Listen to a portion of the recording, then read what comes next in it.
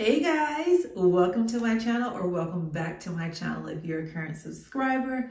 Today we're going to be talking about some things that are different when you just travel abroad. I just absolutely adore traveling. Like, if I could take 2 6-month vacations every year, I would. So I absolutely love traveling, and I want to talk to you guys about some of the things that I have seen in different countries that are different than here in the United States. So I do have a list of them, so I go through them and don't forget them. So if I seem to be looking down, please forgive me. I'm looking at my list.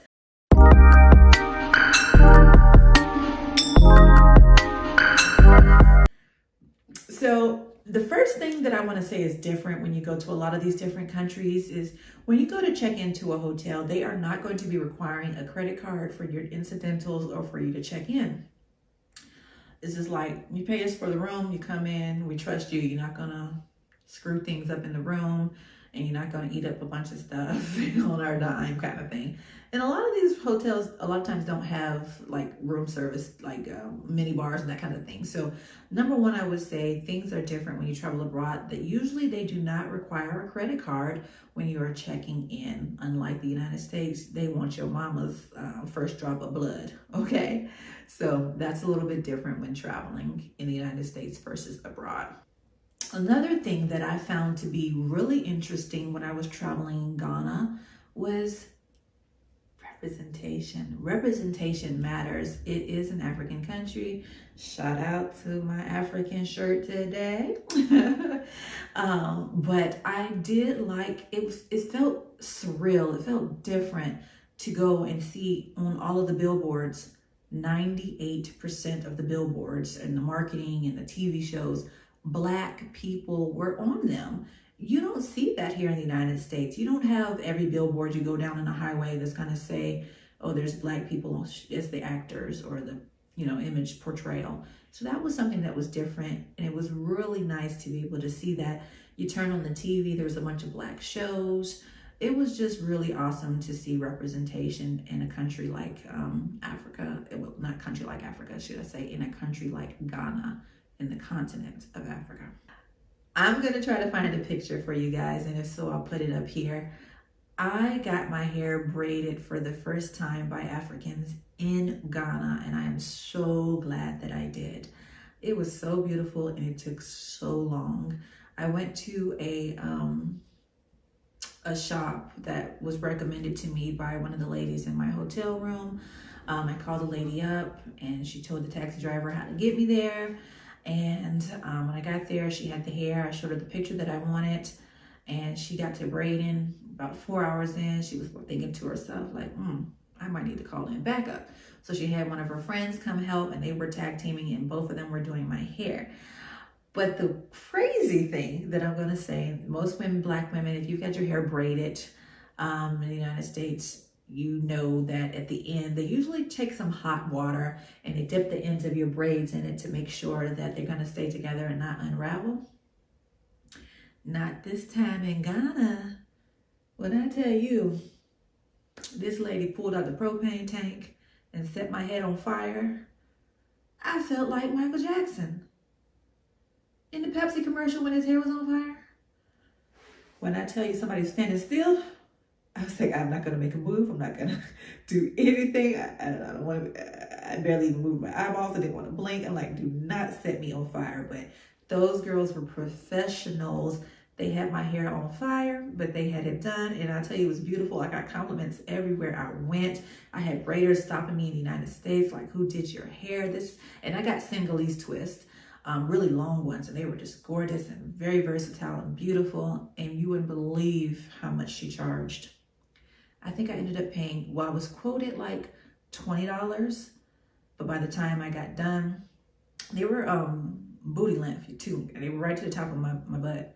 But by the time I got done, she was like, oh, because of the extra hair, blah, blah, blah, she had to charge me $30.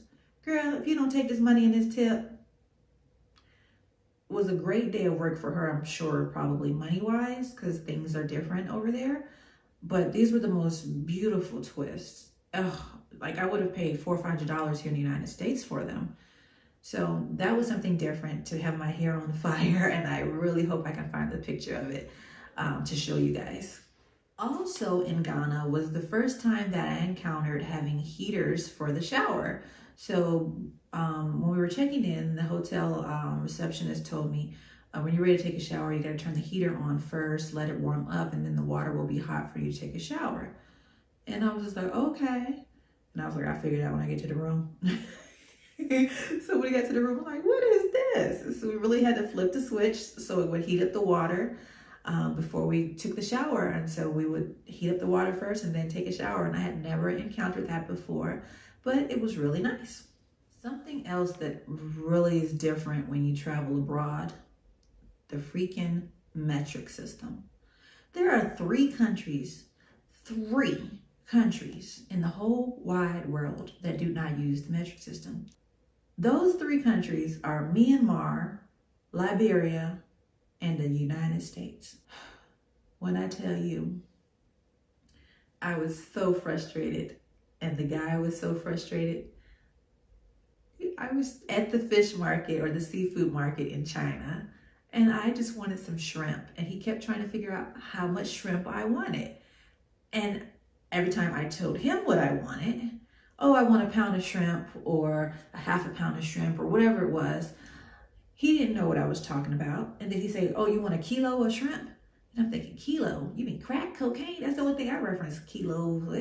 I don't know what a kilo is. I don't know if a kilo is like this or like a kilo is like this.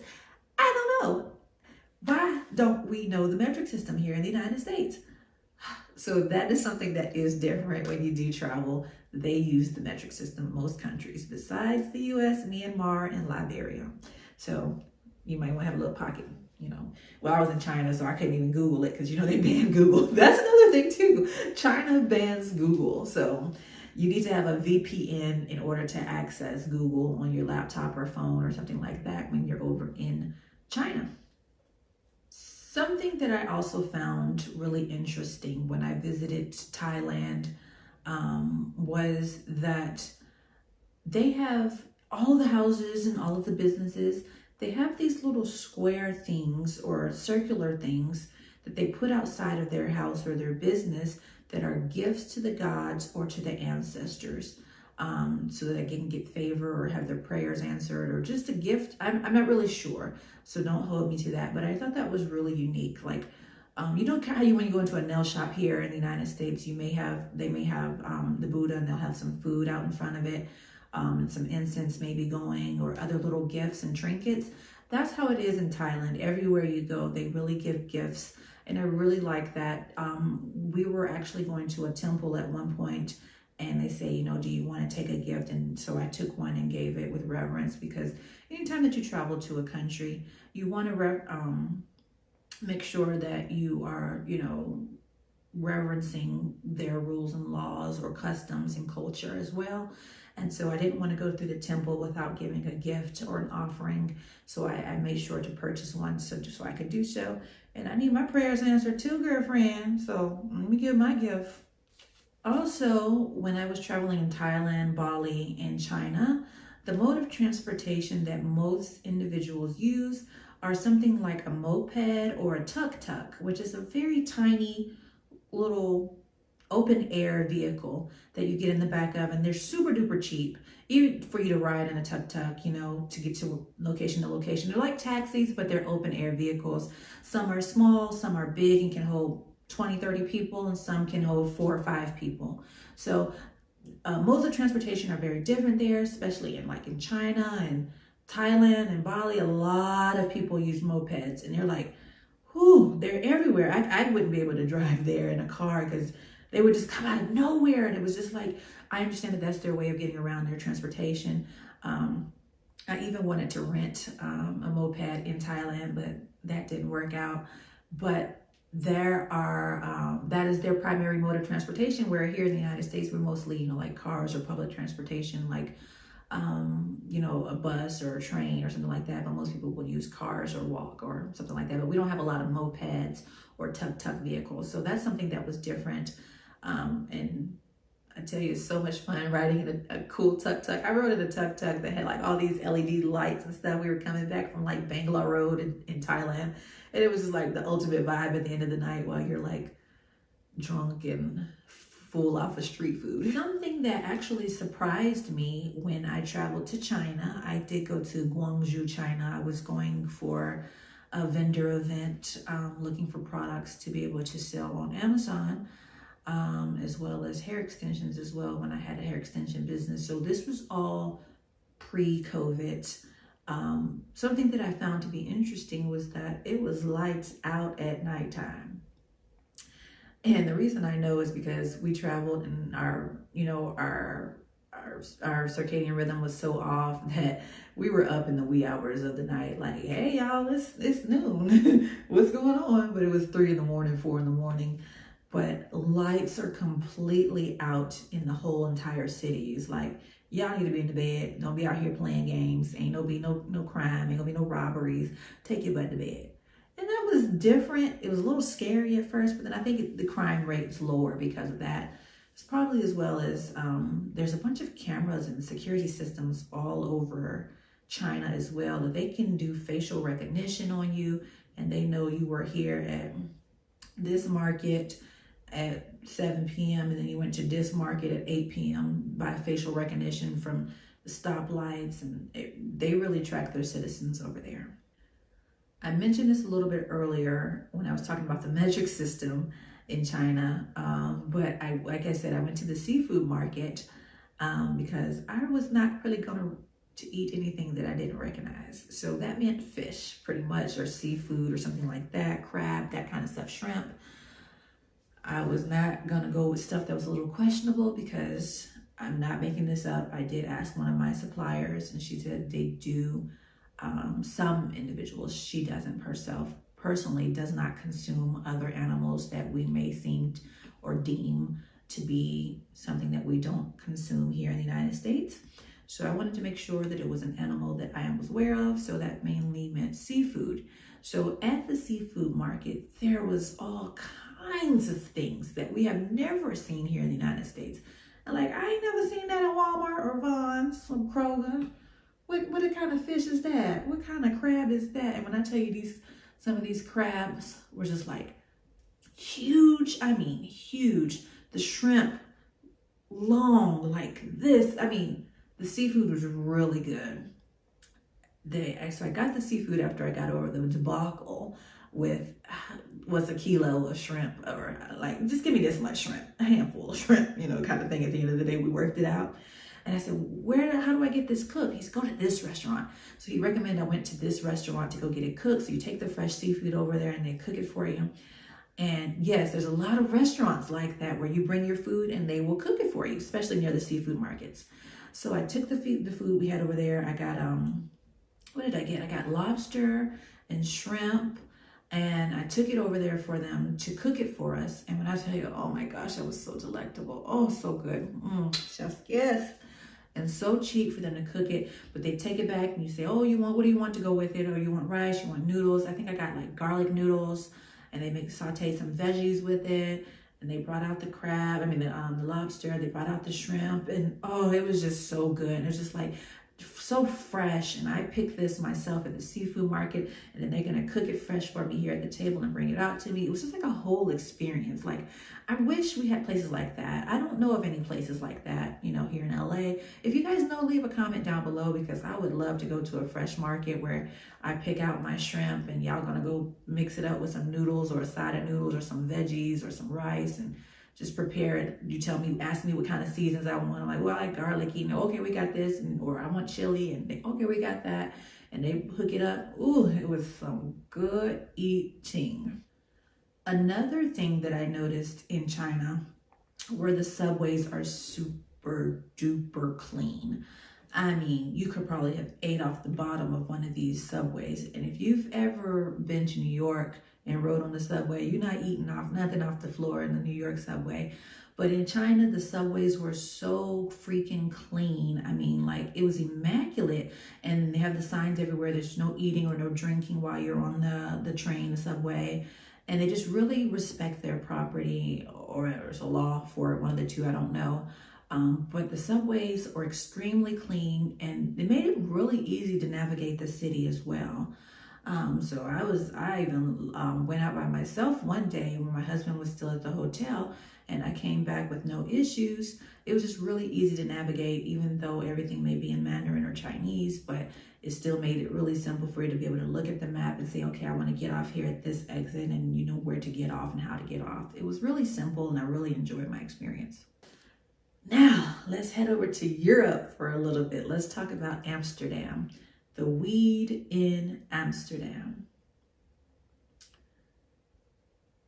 Amsterdam is just a whole nother kind of city. And I don't even know if it's the weed, but the people there are just so chill. I mean, so chill, so laid back. Yeah, everybody might be high, I don't know. But it was a really relaxing environment. Like, everybody just goes and they sit out at the park in the middle of the day. Or I don't know if they got jobs, I don't know, but I had a good time with them. We went to a few different parks and we just sat out and ate and enjoyed ourselves. The people are really cool. Do y'all remember that episode, well, not episode, but on the movie Austin Powers, where he's like, you want a pancake and a smoke? Would you like a smoke and a pancake? That's what it's like in Amsterdam. Like, you go in these coffee shops and you like, milkshake and a smoke? So they have these milkshakes, and then you can order whatever you're going to order from the 420 menu and partake in that. And a lot of times these smoke shops, they don't allow you to smoke any cigarettes or anything like that. They don't even allow you to mix tobacco or anything with the 420 products. It's just the pure product that you can smoke. You can roll it yourself if you want, or however you like to smoke it. They also have pre-rolled cones that you could just purchase. And it was really interesting. Even though I live in California, which anybody over the age of 21 can walk into a dispensary and get a 420 product, it's really different over there. Like, the vibe is so different. I remember when they were going to be legalizing 420 here in California, and I was just like, I couldn't understand how that was going to work. Like, I just imagined going to the bank and the bank teller was going to be like, high as a kite. You're like, oh, here's an extra $5,000. But it wasn't, but when I went to Amsterdam, I'm like, oh, this is what the world could be like, or this is what California could be like when it does become legalized. And it's now legal here, but it's not like Amsterdam, but it's a whole different vibe in Amsterdam. And I don't even know if it's for the weed. It's just everybody's so chill, relaxed, nobody's stressed out, everybody has patience, they're happy. It's a whole different vibe and a different culture over there. And I definitely would like to go back and visit for longer periods of time. Not even talking about 420. It's just like, it's just a really great place to visit. So, also talking about stuff in Amsterdam that's different than what we hear from the United States. We don't have a red light district. And they do. So I had to go check it out, of course. I mean, I have to do my research to be able to bring back to you guys so you guys would know, so you don't have to go if you don't want to go, right? Yeah, so there's a red light district, and it's like, how much is that puppy in the window? I was singing that song in my head the whole time. How much is that lady in the window? Woof, woof. It was really interesting, but kind of sad, but it's just, prostitution is legal there. So when you go down the red light district, there's, you know, the main runners, I guess those are the big bucks girls that bring in the big bucks. And then there's like little hallways that you can go in. And I guess those are the girls that don't bring in as much money, or the rent might be different back there. I don't know how it works, okay? But you can go and you can pick out the woman that you want to go have paid sex with. I don't understand. Here in the United States, girls is giving it up for free. Men don't have to pay for it. So I guess you're paying for the fantasy or the fact that it is legal there or whatever. But it was really interesting to see them, and they just be in the window and they'd be posing and talk to me, that kind of thing. Like, do you want to buy their services? And if so, they would, I guess you negotiate or something, and then they roll out the windows. I don't know how it works. They're not roll down the windows, but like the shades or something, so maybe other people couldn't see. I don't know how it works. I just walked down the red light district just being nosy. I didn't partake in any services or anything like that, and my husband knew he better not partake in that either. But what we did partake in was there was a section of the red light district that you could watch a sex show, and it was pretty cool to be able to just be like, these people are really having sex in front of you, and you just paid to go see that. Interesting. I'm a Scorpio. So that was something that's different that we don't have here in the United States. Well, I think actually in Nevada, they have places like that where it may be legal. Brothels are legal. I don't know, but it's not like legal everywhere. But there it is. And if you're a working woman, apparently it's a lot of them working, so they must make really good money. So if that's a way of livelihood, I don't knock it. Go for it, girl. Oh, also in Amsterdam, drugs. Drugs are legal. Some drugs. Soft. They have two classifications: soft drugs or hard drugs. So soft drugs are anything that's cannabis related. So hash, hashish, or the actual flower, space cakes, things of that nature. Those are all going to be legal. And then they also had, I think they call them truffles or something like that, but they're like shrooms. I didn't partake in that, but I don't knock people that do. So it was just interesting to be like, oh, you can go in a store and buy that? Okay. Not something that we have here. And when I tell you dispensaries or smoke shops, whatever you want to call them, they're like every 5 feet in Amsterdam. So you can definitely get whatever you may need, whatever you want from a smoke shop. And they have like the coffees and bars I just mentioned earlier, but you can partake in it in the, well, they don't mix bars, but like coffee shops where you can get a coffee or a milkshake or something like that. So now let's head over to Egypt. So we did like a month-long trip where it was crazy because we got a one-way ticket that was like $100 and something, maybe $125 to get to London. And that's what spurred this whole trip where we went everywhere pretty much from there. We ended up going from London. We had a stay over, we went to London. Well, let me start over. We had, the ticket was taking us to London, but it had a stopover in Iceland. We didn't leave the airport because it was just a short layover. And we went to London, and that was $125 just to go one way on, I think the airline was Norwegian. They ended up going under. So sad. It was a really great price. $125 to go from California to London? What? Who's not going to take that deal? I could just go get some fish and chips and come back. The food sucks there though. So we went to London. Then from there, we went to Amsterdam. We stayed a couple days in Amsterdam. We left Amsterdam and we had a layover in Portugal, Lisbon, Portugal. So we spent the night there. And then the next morning, we left for Ghana. And then we stayed in Ghana for like a week or so. And then we went from Ghana to Egypt. We stayed in Egypt like a week. And then from Egypt, we went to Dubai. And we stayed in Dubai like a week or so. And then we came on back home. So it was all started from a $125 ticket. But what I was going to say is when we got to Egypt, we had been traveling for a while. And husband was looking for his traditional breakfast. And he wanted some bacon or sausage or something. There is no pork in Egypt, okay? Egypt is a Muslim country. You're not going to find the piggy there, okay? They don't want the piggy. So we found this out by ordering room service. I think we ordered like a meat lover's pizza or something like that to the room. I'm a foodie if you guys hadn't realized this yet. And so we ordered the smorgasbord to the room. It was all like $15. Egypt is super cheap. Everything in Egypt is cheap. Flights are cheap. Hotels are, 5-star hotels are cheap. Alcohol is probably most countries, alcohol is like the most expensive thing. Like in Thailand, alcohol was the most expensive thing. Street food and stuff was cheap. Food in Egypt is cheap. So we ordered probably like $15, $20 worth of room service food to the room. And it was a whole spread. Like I was going to have I made myself a buffet pretty much. And they brought the meat lovers pizza to the room. And girl, when I tell you, there was hot dogs on the pizza. That was supposed to be the sausage. The cheese was some kind of cheese that I ain't never ate before. Let's just say the pizza wasn't what I was expecting. But I have come to realize throughout my travels that pizza is not going to be the same no matter where you go. There in China, they had bootleg Pizza Hut and they called it Pizza Hat. And my husband tried to get a pizza there and it was like some crazy stuff on the pizza as well. But in Egypt, that pizza was just off the chain. There was no pork that could be found, which we know pork is bad for you. And I dibble and dabble between eating Dr. Sebi's super strict and then and a fried rib. Such is life. But there's no pork in Egypt. That was the whole moral of that story. Another thing with there, the milk or something is different. The dairy there is different. It was so freaking hot. I live in the desert.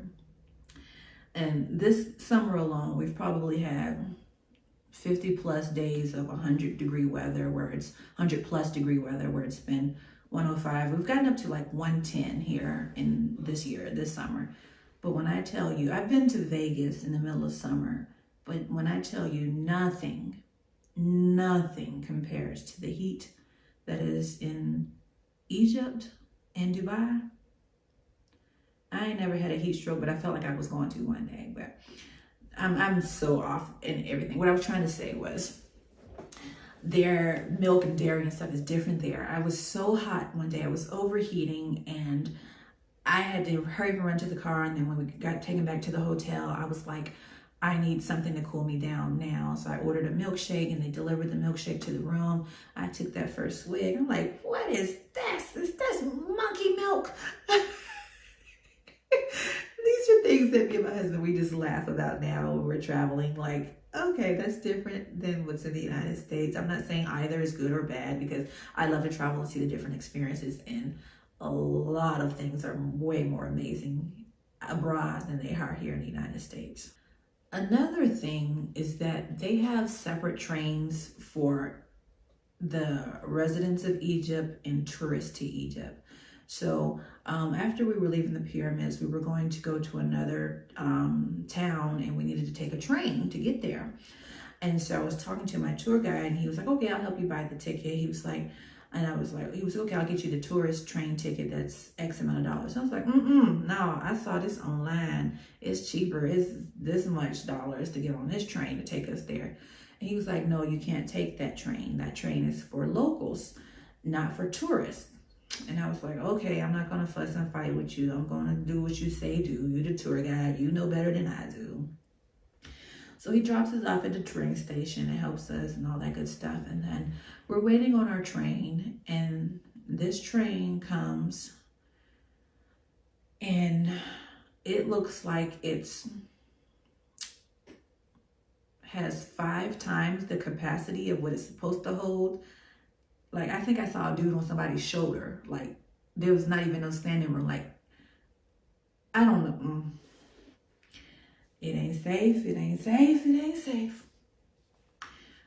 When I tell you, I'm like, oh, thank you, God, he got us the tourist train. How could you? And I'm like, these were long trains. Like, we had to go through the night. It was going to be 12+ hour train rides. Like, how can you imagine?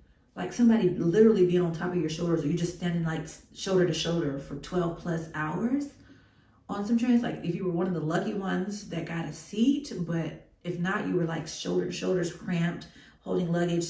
It was totally different. I've never seen anything like that except for my one of my vendors and suppliers that lives in China. When they go home for the Chinese holiday, a lot of people take the train, and she showed me the train for that. And I was like, whoa, that's really packed too. But nothing as packed as it was in Egypt. Hopefully I can find a picture. If so, I'll put it up there for you. Also in Muslim countries like Egypt and Dubai, you will see, my husband said I say it wrong. Don't take it. It's the prayers. The prayers that I think it's the prayers. I keep wanting to say the prayer music. It's not the prayer music, but it's the prayers. They blast them all over so that you know when it's time to pray 3 times a day, you're able to do so at the right times. I thought that was really lovely so that, you know, you could practice your faith and go pray at that same time. Everybody knew to get out and just start praying at that time. So you wouldn't be like, oh man, I missed prayer today. It was broadcast all throughout the city so that you could hear it. And every time you heard the prayers coming over, you knew to stop and pray. And I thought that was really nice for the country as well. And we don't have that here, like kind of thing. The best you might get is like church bells. Also in Dubai, I was researching before we got there that they are very strict when it comes to relationships and cohabiting in a hotel room.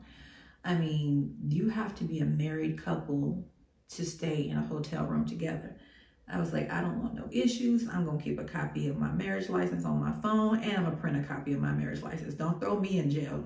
I am not built for that. Orange is not my color. Well, orange is my color, but not wearing no suits in prison or jail or nothing. Don't Brittany grind me. No, I can't do locked up abroad, baby.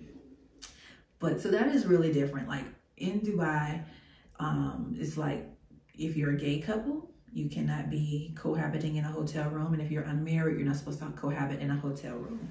I did ask, we did kind of hop around the city. So we did a couple different hotels, and I would ask the receptionist, like, is it okay? And they're like, we don't really enforce it here at our hotel, but if you get caught, that's a bad thing. And I was like, let me tell everybody I know, don't bring your boyfriend. No, don't bring him. Y'all have to have some separate rooms or be real discreet or something. There's no holding hands in public. It's like no public displays of affection. So I wanted to make sure I was really respectful of their culture and their laws. And, we don't hold hands when we're in the mall, just to make sure we, respect them. You wear appropriate clothing, the right length, that kind of thing. Nothing too sexually suggestive, all that good stuff. Another thing that surprised me in Dubai was outside of the airport workers, everybody's Filipino. I was like, did I go to the Philippines? It was Filipino outside of the airport. It was like the airport, it was like, ooh, they had all these handsome guys that looked like they could have been sheiks. I'm like, what is you a prince? Hey. I'm kidding, my husband was there. But there was nobody that's like born and raised in Dubai. Outside of the airport, I didn't see anybody really. Like all the workers were Filipinos, and I thought that was really interesting. I'm like, I wonder what made them come. Was it something with immigration purposes, the money better, or I don't know why there's so many Filipinos in Dubai. I don't know. Another thing in Dubai was that when you call for like a taxi or an Uber, they're all, 90% of the taxis or Ubers that we got were Lexus 350 series vehicles. I'm like, oh, this is really nice and upscale, but this is the image that they want to portray in Dubai. It's this luxury and wealth and opulence. And so your taxis and Ubers tended to be that situation as well. So that was interesting. Something else that is different in most other countries compared to the United States, like here in the United States, we feel compelled to tip. A lot of countries, it's either frowned upon, like it's like disgusting to give them a tip kind of thing, or it's not against the law because anybody will take your money, but it's frowned upon for you to tip. It's not in their culture. Tipping is not in their culture, that kind of thing. So you just want to research when you go into a country. Tipping can be different as well for each country. And this video is getting kind of long, so I'm going to wrap up the last ones into one big segment, which is the bathrooms. Bathrooms are so different abroad. In Egypt, we were traveling multiple times and I had to use the restroom. You have to pay for toilet paper. So you give them like an equivalent of a quarter or so, and they unravel some toilet paper and be like, here. I guess if your butt is big like mine, I need a double roll. Here's another quarter. But a lot of countries, not a lot of countries, but there are some countries where you may have to be charged to receive toilet paper or to use the bathroom. I do recall that in Thailand as well, to use the bathroom in their facilities. Or even, like in Thailand, it was like in the mall, you had to put a quarter or something in to even get into the bathroom to use it. So I guess that cuts down on vagabonds getting in there and using it unsavory ways. I don't know what the reason is for that, but that was different.